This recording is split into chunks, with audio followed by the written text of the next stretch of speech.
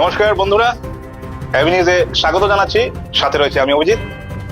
আপনারা দেখছেন AB news. আমাদের এবি নিউজ ফেসবুক পেজে আপনারা দেখতে পাচ্ছেন এবং আমাদের এই এবি নিউজ ইউটিউবেও চলছে। আপনারা ইউটিউবে সাবস্ক্রাইব করবেন এবং ফেসবুকে ফলো বাটনে ক্লিক করবেন। এবং যদি আমাদের এই সংবাদ যদি ভালো লেগে থাকে আপনাদের, তাহলে শেয়ার করবেন, লাইক করবেন, কমেন্ট করবেন। কমেন্টের মাধ্যমে আপনারা আমাদেরকে আরো ভালো কাজ করার জন্য উৎসাহিত করবেন। ধন্যবাদ।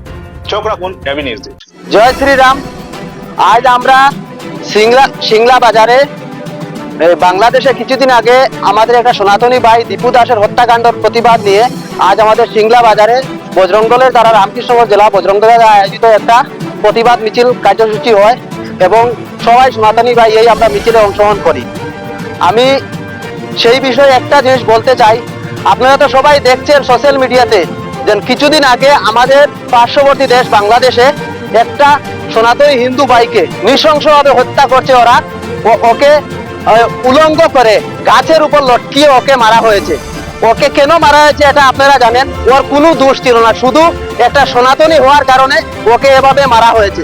আপনারা দেখছেন বিগত দিনে শেখ হাসিনা সরকার যাওয়ার পর থেকে যেভাবে বাংলাদেশে হিন্দুর উপর নির্যাতন শুরু হচ্ছে, দিনের দিন মন্দির ভাঙচুর হচ্ছে এবং হিন্দু দেবদেবীর উপর আক্রমণ হচ্ছে এবং আমাদের মা বোনদের উপর অত্যাচার হচ্ছে, রেপ হচ্ছে, একদম প্রতিনিয়ত চলছে এরকম। কিন্তু এর থেকে জঘন্য কাজ এসব তো অফ ক্যামেরা হচ্ছে, কিন্তু অন ক্যামেরার মধ্যে আমাদের একটা সনাতনী ভাইকে ওর কোনো দোষ ছিল না।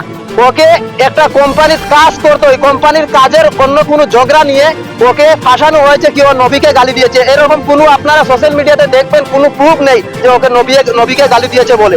কিন্তু এই একটা মিথ্যা অভিযোগ সাজিয়ে ওকে রাস্তার মাঝখানে হাজার হাজার লোক মিলে, আমরা সবসময় বলি যে হাতের 5 আঙ্গুল সমান নেই, কিন্তু আপনারা দেখছেন বাংলাদেশের ঘটনায় হাতের 5 আঙ্গুল ওদের জন্য সমান। কি 1000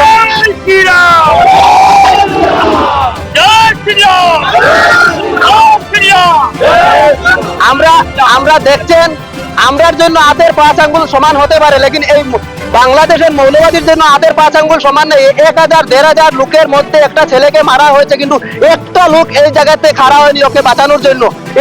জানের জন্য ভিক্ষা চাইছে, ওদের মা বাপ সামনে এসে কাঁদছে, কিন্তু তারপরে এই নরবেশুরা ওকে ছাড়ছে না, ওকে কিভাবে নির্মমভাবে হত্যা করছে।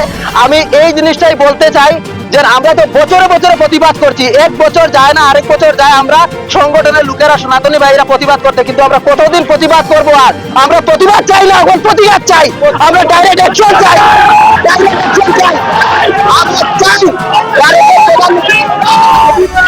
আমি ভারতের প্রধানমন্ত্রীর কাছে একটাই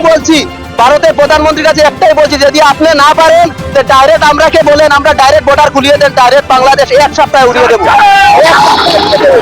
আমাদের তো সময় লাগবে না। আমরা আর চুপ বসে থাকার দিন নেই।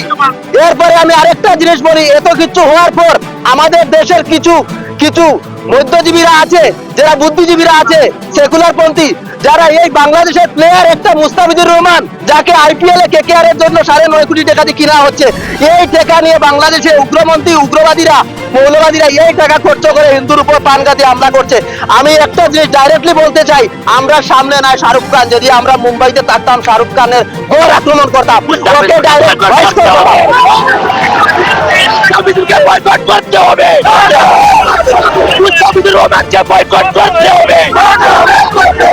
তাহলে আন্দোলন চলবে।